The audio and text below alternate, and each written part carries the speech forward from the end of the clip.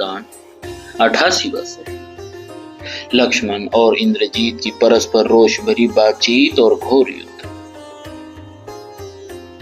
विभीषण की यह बात सुनकर रावण कुमार इंद्रजीत क्रोध से मूर्छित सा हो उठा।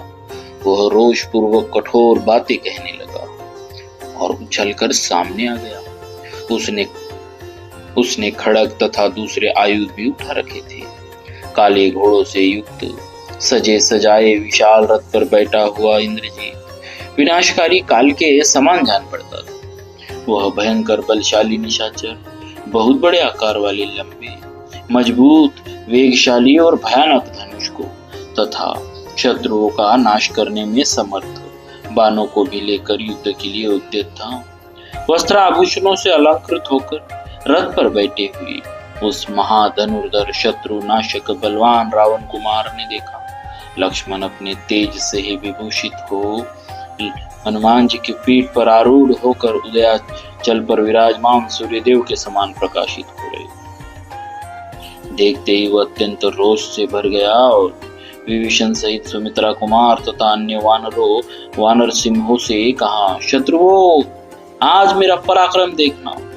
तुम सब लोग युद्ध स्थल में मेरे धनुष से छूटे हुए बाणों की दुस्सह वर्षा को अपने अंगों पर उसी तरह धारण करोगे जैसे आकाश में होने वाली उन्मुक्त वर्षा को भूतल के प्राणी अपने ऊपर धारण करते हैं। जैसे आग रुई के ढेर को जला देती है, उसी प्रकार इस विशाल धनुष से छूटे हुए मेरे बाण आज तुम्हारे शरीरों की धज्जियां उड़ा देंगे।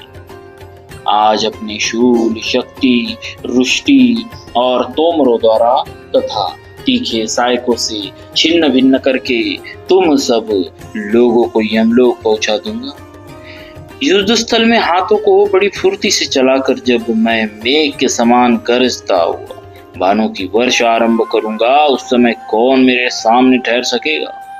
लक्ष्मण, उस दिन रात युद्ध में मैंने वज्र और अशनि के समान तेजस्वी बाणों द्वारा जो पहले तुम दोनों भाइयों को रणभूमि में सुला दिया था और तुम लोग अपने अग्रगामी सैनिकों सहित मूर्छित होकर पड़े थे। मैं समझता हूँ उसका इस समय तुम्हें स्मरण नहीं हो रहा है। विषधर सर्प के समान रोष से भरे हुए मुझ इंद्रजीत के साथ जो तुम युद्ध करने के लिए उपस्थित हो गए, उससे स्पष्ट जान पड़ता है कि यमलोक में जाने के लिए उद्यत हो। राक्षस राज के बेटे की वह गर्जना सुन रघुकुल नंदन लक्ष्मण कुपित हो उठे। उनके मुख पर भय का कोई चिन्ह नहीं था। वे उस रावण कुमार से बोले, निशाचर, तुमने केवल वाणी द्वारा अपने शत्रु वदादि कार्यों की पूर्ति के लिए घोषणा कर दी, परंतु उन कार्यों को पूरा करना तुम्हारे लिए बहुत ही कठिन है। जो क्रिया द्वारा कर्तव्य कर्मों के पार पहुंचता है, अर्थात जो कहता नहीं काम पूरा करके दिखा देता है, वही पुरुष बुद्धिमान है। दुर्मते, तुम अपने अभिष्ट कार्य को सिद्ध करने में असमर्थ हो। जो कार्य किसी के द्वारा भी सिद्ध होना कठिन है, उसे केवल वाणी के द्वारा कहकर तुम अपने को कृतार्थ मान रहे हो। उस दिन संग्राम में अपने को छिपाकर तुमने जिसका आश्रय लिया था, वह चोरों का मार्ग। वीर पुरुष उसका सेवन नहीं करते। राक्षस, इस समय मैं तुम्हारे बाणों के मार्ग में आकर खड़ा हूं। आज तुम अपना वह तेज दिखाओ। केवल बड़बड़ कर बातें क्यों बना रहे हो। लक्ष्मण जी के ऐसा कहने पर संग्राम विजयी महाबली इंद्रजीत ने अपने भयंकर धनुष को दृढ़ता पूर्वक पकड़कर बहने बाणों की वृष्टि आरंभ कर दी। उसके छोड़े हुए बाण महान वेगशाली बाण सांप के विष की तरह जहरीले थे। वे फुफकारते हुए सर्प के समान लक्ष्मण के शरीर पर पड़ने लगे। वेगवान रावण कुमार इंद्रजीत ने उन अत्यंत वेगशाली बाणों द्वारा युद्ध में शुभ लक्ष्मण जी को घायल कर दिया। बाणों से उनका शरीर अत्यंत क्षत विक्षत हो गया। वे रक्त से नहा उठे। उस अवस्था में श्रीमान लक्ष्मण धूम रहित प्रज्वलित अग्नि के समान शोभा पा रहे थे। इंद्रजीत अपना यह पराक्रम देख लक्ष्मण के पास जा बड़े जोर जोर से गर्जना करके यो बोला, सुमित्रा कुमार, मेरे धनुष से छूटे हुए तेज धार वाले पंखधारी बाण शत्रु के जीवन का अंत कर देने वाले, ये आज तुम्हारे प्राण लेकर ही गए। लक्ष्मण, आज मेरे बाणों द्वारा मारे जाकर जब तुम्हारे प्राण निकल जाएंगे, तब तुम्हारी लाश पर झुंड के झुंड गिदड़, बाज और गिद्ध टूट पड़ेंगे। परम दुर्बुद्धि राम, तुम जैसे अनार्य क्षत्रिय अधम और अपने भक्त भाई को आज ही मेरे द्वारा मारा गया देखोगे। सुमित्रा कुमार, तुम्हारा कवच खिसक कर पृथ्वी पर गिर जाएगा, धनुष भी दूर जा पड़ेगा और तुम्हारा मस्तक भी धड़ से अलग कर दिया जाएगा। इस अवस्था में राम आज मेरे हाथ से मारे गए तुमको देखेंगे। इस तरह कठोर बातें कहते हुए रावण कुमार इंद्रजीत से अपने प्रयोजन को जानने वाले लक्ष्मण ने कुपित होकर यह युक्त उत्तर दिया। क्रूर कर्म करने वाले दुर्बुद्धि राक्षस, बकवास का बल छोड़ दिया। तू ये सब बातें कहता क्यों है? करके दिखा। निशाचर, जो काम अभी किया नहीं उसके लिए यहाँ व्यर्थ डींग क्यों हाँकता है? तू जिसे कहता है उस कार्य को पूरा कर, जिससे मुझे तेरी इस बड़ा चढ़ा कर कही हुई बात पर विश्वास हो। नरभक्षी राक्षस, तू देख लेना, मैं कोई कठोर बात न कहकर तेरे ऊपर किसी तरह का आक्षेप न करके आत्म प्रशंसा किए बिना तेरा वध करूंगा। ऐसा कहकर लक्ष्मण ने उस राक्षस की छाती में बड़े वेग से 5 नाराज मारे, जो धनुष को कान तक खींचकर छोड़े गए थे। सुंदर पंखों के कारण अत्यंत वेग से जाने वाले और प्रज्वलित सर्प के समान दिखाई देने वाले वे बाण उस राक्षस की छाती पर सूर्य की किरणों के समान प्रकाशित हो रहे थे। लक्ष्मण के बाणों से आहत होकर रावण कुमार रोष से आग बबूला हो गया। उसने अच्छी तरह चलाए हुए 3 बाणों से लक्ष्मण को भी घायल करके बदला छुड़ाया। एक और पुरुष सिंह लक्ष्मण थे तो दूसरी ओर राक्षस सिंह इंद्रजीत। दोनों युद्ध स्थल में एक दूसरे पर विजय पाना चाहते थे। उन दोनों का वह तुमुल संग्राम महाभयंकर था। वे दोनों वीर पराक्रमी, बल संपन्न, विक्रमशाली, परम दुर्जय तथा अनुपम बल और तेज से युक्त होने के कारण अत्यंत दुर्जय थे। जैसे आकाश में 2 ग्रह टकरा गए हो, उसी तरह वे दोनों वीर परस्पर जूझ रहे थे। उस युद्ध स्थल में वे इंद्र और वृत्तासुर के समान दुर्धर्ष जान पड़ते। वे महामनस्वी नरश्रेष्ठ तथा राक्षस प्रवर वीर जैसे 2 सिंह आपस में लड़ रहे हो, उसी प्रकार युद्ध करते थे और बहुत से बाणों की वर्षा करते हुए युद्ध भूमि में डटे हुए थे। दोनों ही बड़े हर्ष और उत्साह के साथ एक दूसरे का सामना करते थे। तदनंतर दशरथ नंदन शत्रुसूदन लक्ष्मण कुपित हुए सर्प की भांति लंबी सांस खींचते हुए अपने धनुष पर अनेक बाण रखे और उन सबको राक्षस राज इंद्रजीत पर चलाया। उनके धनुष की डोरी से प्रकट होने वाली टंकार ध्वनि सुनकर राक्षस राज इंद्रजीत का मुंह उदास हो गया और वह चुपचाप लक्ष्मण की ओर देखने लगा। रावण कुमार इंद्रजीत का मुंह उदास देखकर विभीषण ने युद्ध में लगे हुए सुमित्रा कुमार से कहा, महाबाहो, इस समय रावण पुत्र इंद्रजीत में मुझे जो लक्षण दिखाई दे रहे उससे जान पड़ता है कि निस्संदेह उसका उत्साह भंग हो गया है। अतः आप इसके वध के लिए शीघ्रता करें। तब सुमित्रा कुमार ने विषधर सर्पों के समान भयंकर बाणों को धनुष पर चढ़ाया और उन्हें इंद्रजीत को लक्ष्य करके चलाया। वे बाण क्या थे? महाविषैले सर्प थे। उन बाणों का स्पर्श इंद्र के वज्र की भांति दूसरा था। लक्ष्मण के चलाए हुए उन बाणों की चोट खाकर इंद्रजीत 2 घड़ी के लिए मूर्छित हो गया। उसकी सारी इंद्रियां विक्षुब्ध हो उठी। थोड़ी देर में जब होश हुआ और इंद्रियां सुस्थिर हुई, तब उसने रणभूमि में दशरथ कुमार वीर लक्ष्मण को खड़ा देखा।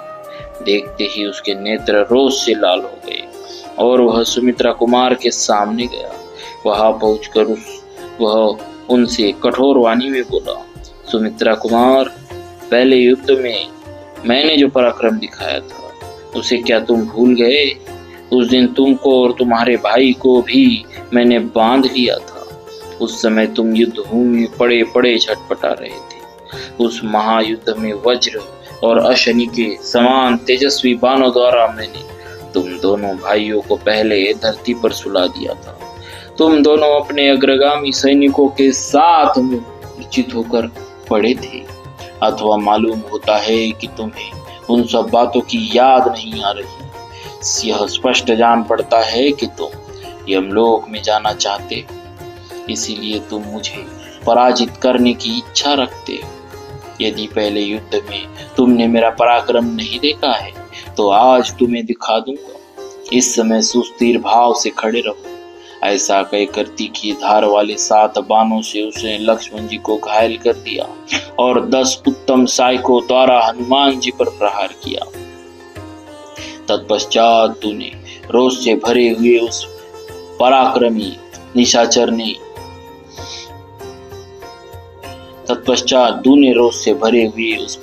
निशाचर ने अच्छी तरह से छोड़े गए 100 बाणों द्वारा विभीषण को क्रोध पूर्वक क्षत विक्षत कर दिया।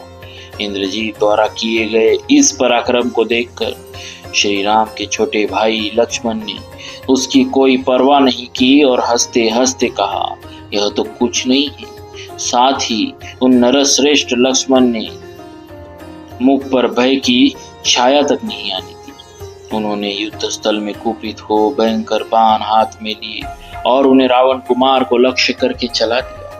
फिर वे बोले, निशाचर, रणभूमि में आए हुए शूरवीर इस तरह प्रहार नहीं करते। तुम्हारे ये बाण बहुत हल्के और कमजोर हैं। इनमें कष्ट नहीं होता, इनसे कष्ट नहीं होता, सुख ही मिलता है। युद्ध की इच्छा रखने वाले शूरवीर सम्रांगण में इस तरह युद्ध नहीं करते। ऐसा कहते हुए धनुर्धर वीर लक्ष्मण ने उस राक्षस पर बाणों की वर्षा आरंभ कर दी। लक्ष्मण के बाणों से इंद्रजीत का महान कवच जो सोने का बना हुआ था टूटकर रथ की बैठक में बिखर गया, मानो आकाश से ताराओं का समूह टूटकर गिर पड़ा हो। कवच कट जाने पर नाराज हो के प्रहार से वीर इंद्रजीत के सारे अंगों में घाव हो गए। वह सम्रांगण में रक्त से रंजित हो प्रातःकाल की सूर्य की भांति दिखाई देने लगा। तब भयानक पराक्रमी वीर रावण कुमार ने अत्यंत कुपित हो समर भूमि में लक्ष्मण को सहस्त्र बाणों से घायल कर दिया। इससे लक्ष्मण का भी दिव्य एवं विशाल कवच छिन्न भिन्न हो गया। वे दोनों शत्रु दमन वीर एक दूसरे के प्रहार का जवाब देने लगे। वे बारंबार हाँफते हुए भयानक युद्ध करने लगे। युद्ध स्थल में बाणों के आघात से दोनों के सारे अंग क्षत विक्षत हो गए, अतः वे दोनों सब ओर से लहूलुहान हो गए। दोनों वीर दीर्घकाल तक एक दूसरे पर पैने बाणों द्वारा प्रहार करते रहे। दोनों ही महामनस्वी तथा युद्ध की कला में निपुण थे। दोनों भयंकर पराक्रम प्रकट करते थे और अपनी अपनी विजय के लिए प्रयत्नशील थे। दोनों के शरीर बाण समूह से व्याप्त थे। दोनों के ही कवच और ध्वज कट गए थे। जैसे 2 झरने जल बहा रहे, उसी तरह वे दोनों अपने शरीर से गरम गरम रक्त बहा रहे थे। दोनों ही भयंकर गर्जना के साथ बाणों की घोर वर्षा कर रहे थे, मानो प्रलय काल के 2 नील मेघ आकाश में जल की धारा बरसा रहे। वहां जूझते हुए उन दोनों वीरों का बहुत अधिक समय व्यतीत हो गया, परंतु वे दोनों न तो युद्ध से विमुख हुए और न उन्हें थकावट ही हुई। दोनों ही अस्त्रवेत्ताओं में श्रेष्ठ थे और बारंबार अपने अस्त्रों का प्रदर्शन करते। उन्होंने आकाश में छोटे बड़े बाणों का जाल सा बांध रखा। वे मनुष्य और राक्षस दोनों वीर बड़ी फुर्ती के साथ अद्भुत और सुंदर ढंग से बाणों का प्रहार करते। उनके बाण चलाने की कला में ही कोई दोष नहीं दिखाई देता। वे दोनों घोर घमासान युद्ध कर रहे थे। बाण चलाते समय उन दोनों की हथेली और प्रत्यंचा का भयंकर एवं तुमुल नाद पृथक पृथक सुनाई देता था, जो भयंकर वज्रपात की आवाज के समान श्रोताओं के हृदय में कंप उत्पन्न कर देता था। उन दोनों रक्तोन्मत्त वीरों का वह शब्द आकाश में परस्पर टकराते हुए तो महाभयंकर मेघों की गड़गड़ाहट के समान सुशोभित होता। वे दोनों बलवान योद्धा सोने के पंख वाले नाराजों से घायल हो शरीर से खून बहा रहे थे।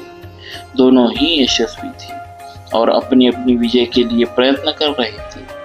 युद्ध में उन दोनों के चलाए हुए सुवर्णमय पंख वाले बाण एक दूसरे के शरीर पर पड़ते, रक्त से भीग कर निकलते और धरती में समा जाते।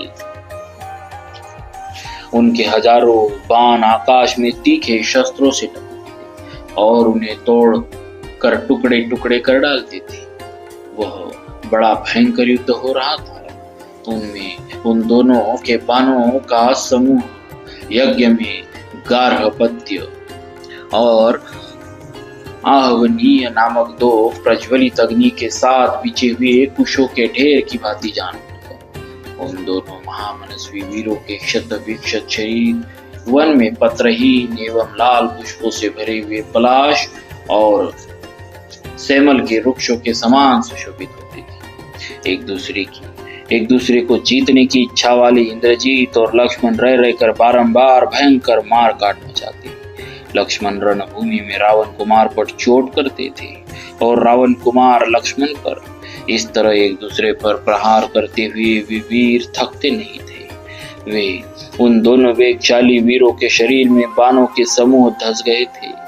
इसीलिए वे दोनों महापराक्रमी योद्धा, जिन पर बहुत से वृक्ष उग आए हो, उन दोनों पर्वतों के समान शोभा पाते थे। बाणों से ढके और खून से भीगे हुए उन दोनों के सारे अंग जलती हुई आग के समान उद्दीप्त हो रहे थे। उसी तरह युद्ध करते करते उन दोनों का बहुत समय व्यतीत हो गया, परंतु वे दोनों न तो युद्ध से विमुख हुए और न उन्हें थकावट ही हुई।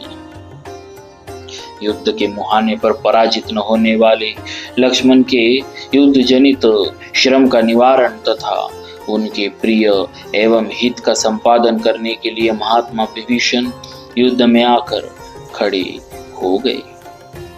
इस प्रकार श्री वाल्मीकि निर्मित आर्ष रामायण आदि काव्य के युद्ध कांड में 88वां सर्ग पूरा हुआ। बोलिए श्री सीताराम जी महाराज की जय। भक्तवत्सल भगवान की जय।